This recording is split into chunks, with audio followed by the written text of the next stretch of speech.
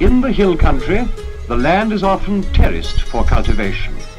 Here and in the valleys, good crops of rice, maize, sugarcane and tobacco are grown.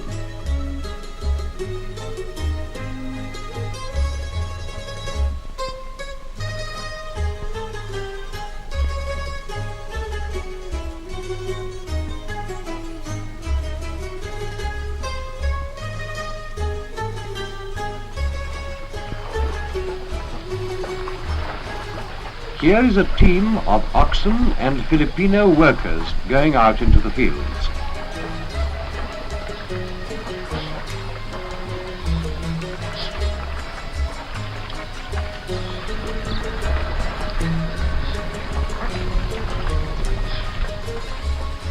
The Filipinos, who are a Malay people mixed with Chinese and Spanish stock, are intelligent and industrious, adaptable and clever with their hands.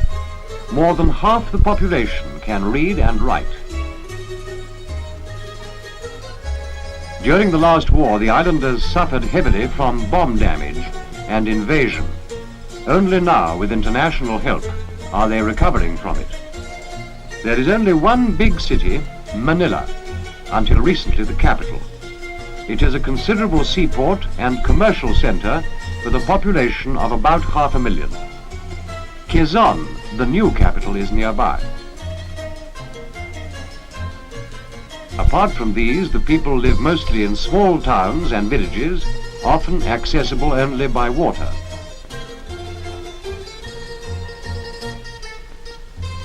Here is a typical one. The Filipinos are nearly all Catholics. For centuries, the islands belonged to Spain. Indeed, their name derives from the Spanish king, Philip II.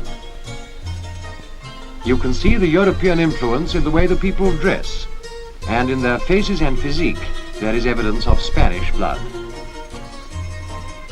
A stream runs through this village so that there is no lack of water. In fact, quite the reverse, so that houses are built on stilts as a protection against floods, and also against wild animals and snakes.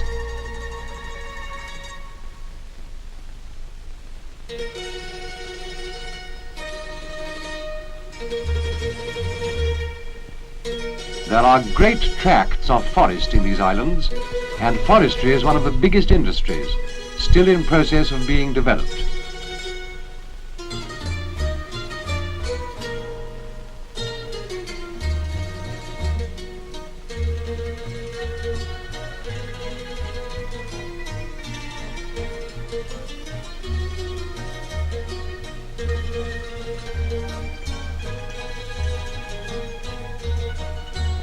The Filipinos have obtained help and advice from other countries about forest conservation and management, and in return they have been able to teach others something about their traditional techniques of transporting heavy timber across mountain valleys.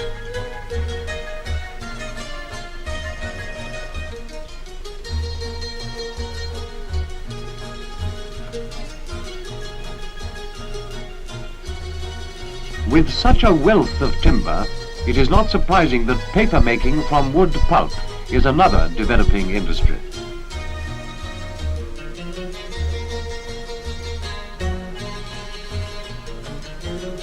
One of their great natural resources is marble.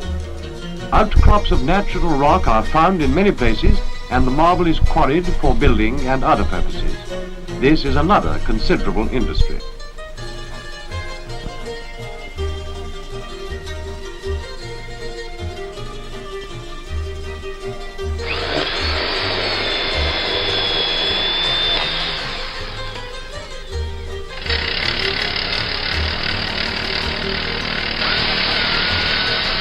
The marble is also exported for sculpture or decoration.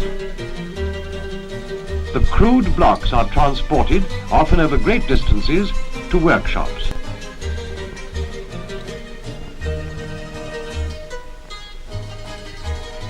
Here the stone is cut by machine and then polished to bring out the beauty of pattern and grain.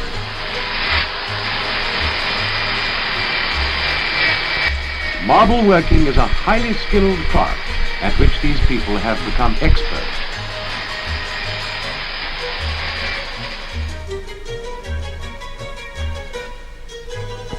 A traditional industry is the making of fine cotton textiles. Weaving and spinning by hand are age-old village crafts, and these are still carried on.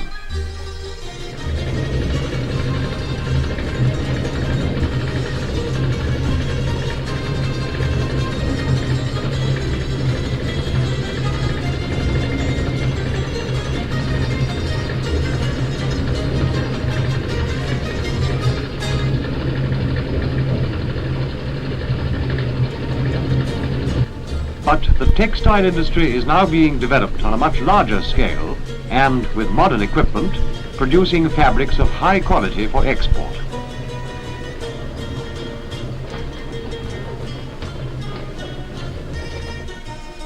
Another traditional village craft that is being developed into a modern industry is pottery.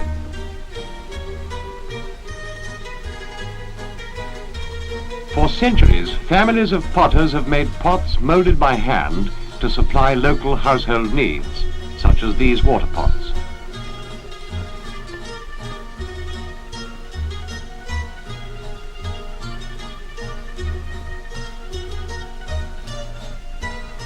The clay vessels are fired in open straw kilns.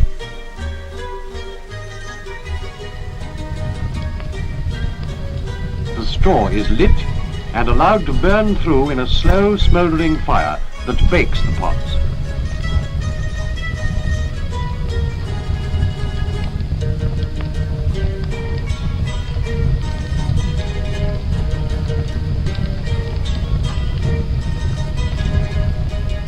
Latterly, however, foreign technicians have been introduced to teach the Filipino workers the use of the wheel and other improved techniques, with the result that in this field also an export market is being built up.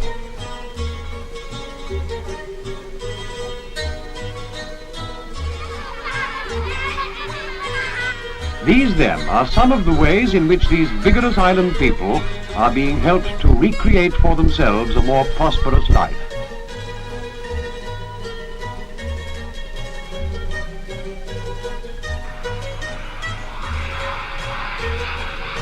More than anything, they have been quick to grasp the possibilities for them of the aeroplane, which has largely solved the problem of transport and communication for these scattered and inaccessible islands.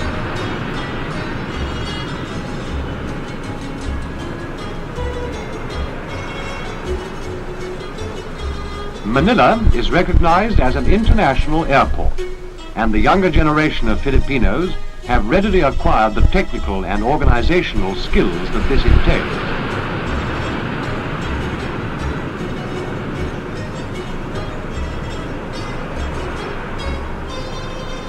Thanks to the air, the Philippines are no longer cut off from each other and from the rest of the modern world.